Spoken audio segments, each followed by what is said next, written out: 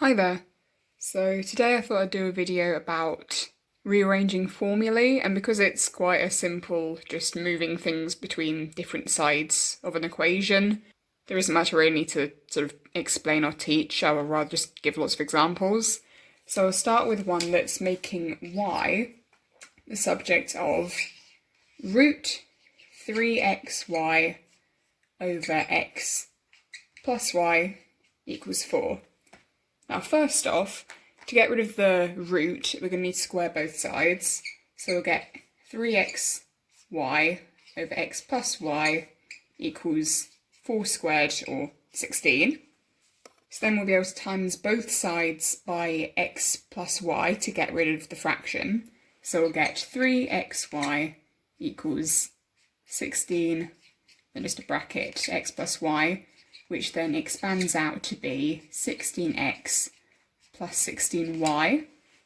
Now if we get both y's onto one side, we'll have 3xy minus 16y equals 16x, and then we can put y outside a bracket, so I'll have left over from this 3x, because 3x times y is 3xy, then minus 16, as obviously y times 16 is just 16y, equals 16x. So that just means that y equals 16x over 3x minus 16. Simple. Now I've got 5 questions to go through today, so there's 4 more. So the next one is to make A the subject of P, A plus B equals Q, A minus B. So first thing we need to do is expand both sides. So we'll get PA plus PB equals QA minus QB. So since we're trying to find A, we'll move terms where A appears onto one side. So we'll get PA minus QA plus PB equals minus QB. Could have done it in just one double step equation, but I'll move PB in the next one. So I'll get PA minus QA equals minus QB minus PB. Now I can factorise again, so I'll get A P minus Q equals minus QB minus PB, then A equals, as I can divide both sides by the whole bracket, it just makes it easy in dividing by them both individually, equals minus QB minus PB over P minus Q. So that's the second one, done dusted. Now the third question here involves more squared numbers. So we're trying to find x if our equation is h equals the root of x and y separately squared. Now again, to get rid of the root, we're going to need to square both sides. So we'll get h squared equals x squared plus y squared. Now this is still quite a simple one, because all we need to do is take away the y squared from the x side. So we'll just get h squared minus y squared equals x squared. But the thing here, instead of just simply taking away the squared from each side, we need to keep the h squared minus y squared as one single expression. So we'll get x equals root h squared minus y squared, but because we're rooting it, we need to remember to do plus or minus, because either work. That's something that I always forget. The next question is making w the subject if t equals 3w cubed plus a over w cubed minus 2.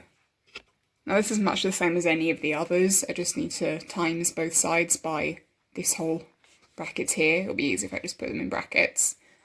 So I get t w cubed minus 2 equals 3w cubed plus a. So the next step is to expand the bracket and then move both terms with a w in them to one side. So I get tw cubed minus 2t equals 3w cubed plus a. Then I might as well move this one over here. So I get tw cubed minus 3w cubed then equals a plus 2t. Same as the others, I can factorise so w's outside the brackets. So then I'll get t cubed minus 3 equals a plus 2t. So same as any other time, I'll just divide both sides by the bracket to get w cubed equals a plus 2t over t cubed minus 3. Ordinarily we'd be done, but there's one more step here. We need to cube root both sides. So we'll just get w equals cube root of a plus 2t over t cubed minus 3. It looks intimidating, but it's really not. This is the last question I'm going to be setting you. So it's 1 over f equals 1 over u plus 1 over v, and then trying to get v onto one side. Now this used to be the most difficult one out of these for me until I learnt if you times a fraction with a 1 on the top by something else, the something else will just replace the 1, because 1 times that is what you're timesing it by, if that makes sense. So if it was, for example, x times 1 over v, you would just be left with x over v. Now the same thing applies here. I'm going to be trying to get rid of all of the fractions individually. So I'm going to start off with timesing them all by v. So I will get v over f equals v over u plus 1. Now next I'm going to get rid of this f denominator by timesing all of them by f. So I'll get v equals vf over u plus 1f, or just f. Then the last one to get rid of is u, so I'll times everything by u. So vu equals vf plus fu. This is as simple as any other now. We can just get all the v terms to one side. So I'll get vu minus vf equals fu. Then factorise, so we have vu minus f equals fu. Then v equals fu over u minus f. Simple as. Oh, thanks for watching.